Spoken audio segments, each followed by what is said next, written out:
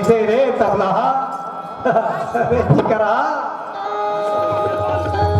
हदे अरे तिमहा मसलहा कासा गिराना चमलिया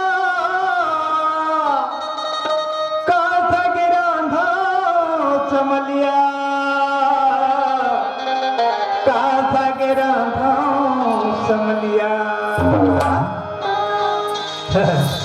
कासा गिरा दो चमलिया हो चोड़ी कहीं के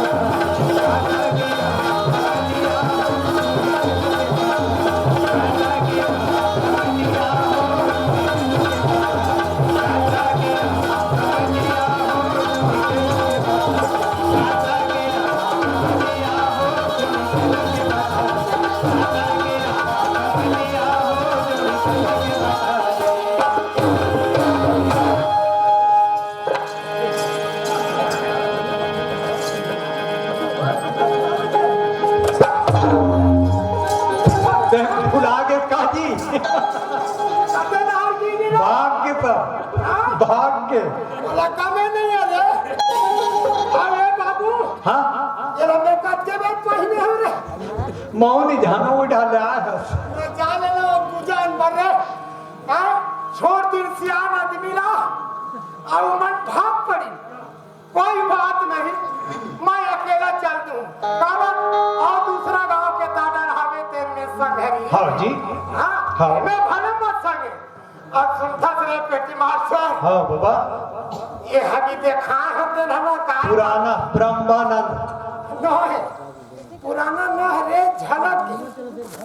स्मार्ट कार्ड के नाम झलक निकाले लक्ष्य का ही काम आते था फोटो कॉपी है आधार कार्ड के झलक निकाले लक्ष्य फोटो कॉपी राशन कार्ड के फोटो कॉपी ही झलक देते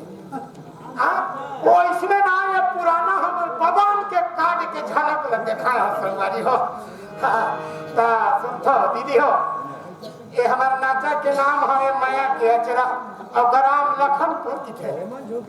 तो ये माया की अचरा महतारी हो